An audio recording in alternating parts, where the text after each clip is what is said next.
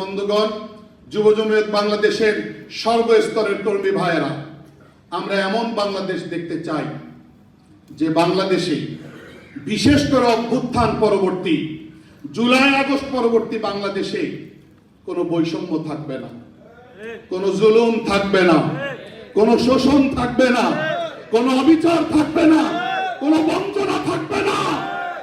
আমরা এমন একটা বাংলাদেশ চাই বলেই তো আমরা ৭১ সালে যেভাবে পজিটিভ ভূমিকা নিয়েছিলাম ২৪-এও আমরা সেই ভূমিকা নিয়েছিলাম, এবং এই ভূমিকা নিতে আমরা কোনোই কার্পণ্য করিনি।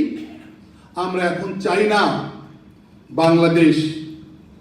বাংলাদেশের মতো এই রাষ্ট্রে আবারও কোনোভাবে কোনো স্বৈরতন্ত্র উকি মারুক।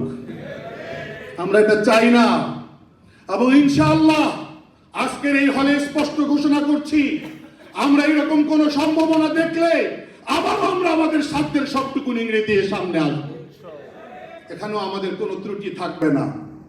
আমরা লক্ষ্য করছি, পত্রপত্রিকায় দেখছি, আজকের পত্রিকা গতকালকের পত্রিকা, যে সারের অভাব, সারের সংকট, অসাধু ব্যবসায়ীরা সিন্ডিকেট করে বিভিন্ন রকম অসাধু পরিকল্পনা করে তারা সার সংকট তৈরি করে রেখেছে।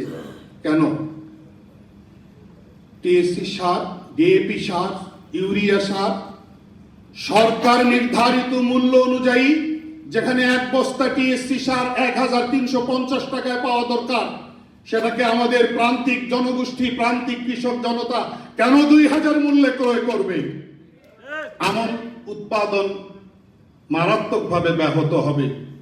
আমরা তো এইরকম সংকট সৃষ্টি করা, এইরকম সংকট দৃশ্যমান হওয়া, এইরকম বাংলাদেশ তো আমরা চাই না।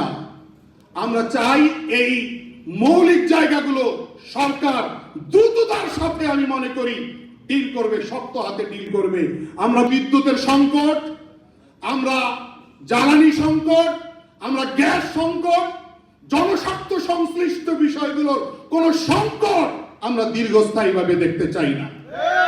একই সাথে আমরা চাই না যে বন্ধুরূপী কোনো শত্রু নতুন করে মাথা চাড়া দিক। যাদের ব্যবহার হবে বাহ্যত বন্ধুর মতো, কিন্তু তারা ছোবল মারবে আড়ালে আমাদেরকে বিষাক্ত সাপের মতো।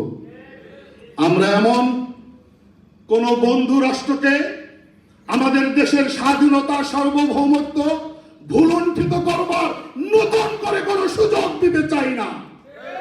আমরা নতজানু পররাষ্ট্রনীতি অনুসরণ করা থেকে বাংলাদেশ বেরিয়ে আসুক, বিশ্ব দরবারে বাংলাদেশ একটি স্বাধীন সার্বভৌম রাষ্ট্র হিসেবে মাথা উঁচু করে দাঁড়া, আমরা এই ধরনের রাষ্ট্র পরিচালনা প্রত্যাশা করি। আমাদের বার্তা স্পষ্ট, আমাদের দলের পয়গাম, মেসেজ স্পষ্ট। আমরা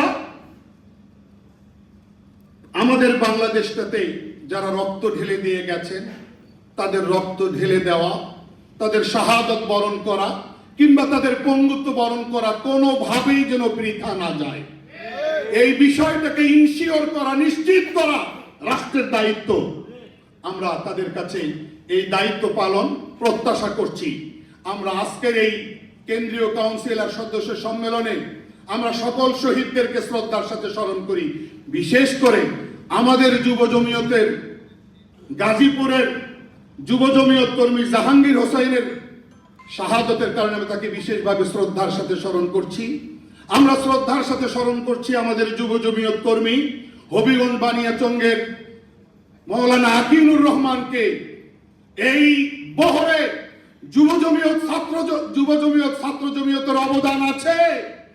আজকে যারা এগুলোকে লুকিয়ে রেখেছেন, আজকে যারা এগুলিকে আড়াল করে রাখছেন, আপনাদের তথ্য সন্ত্রাসকে আমরা কোনো পরোয়া করি না।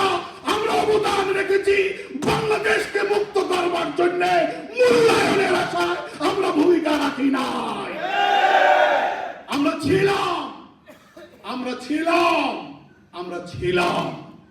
আমরা আজকের সম্মেলনেও আমাদের দুইজন শহীদকে আমরা শ্রদ্ধার সাথে স্মরণ করলাম।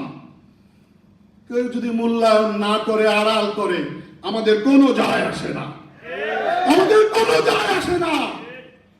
জন্য আমরা 3রা আগস্ট বলেছিলাম যে মূল সময়ে ঘটনা যখন ঘটে তখন মাঠে ফ্রেশ হওয়া, আর ঘটনা যখন ঘটে যায় তারপরে মাঠে ফ্রেশ হওয়া, দুটো অনেক ব্যবধানের জিনিস, আলাদা আলাদা জিনিস।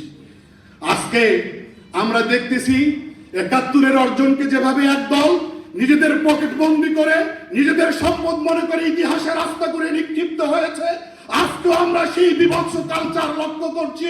জুলাই চেতনাকে, জুলাইয়ের কৃতিত্বকে, জুলাইয়ের অর্জনকে একক গোষ্ঠী, একক ব্যক্তিরা নিজেদের মালিকানাধীন সম্পদ মনে করবার চেষ্টা করছেন।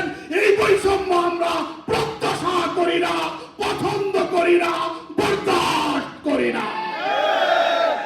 আসুন সবাই মিলে একসঙ্গে চলি, আসুন সবাই মিলে একসঙ্গে হাঁটি, ভালো কাজকে উৎসাহিত করি, সাদাকে সাদা বলি, কালোকে কালো বলি, আসুন কাঁধে কাঁধ মিলিয়ে পথ চলি।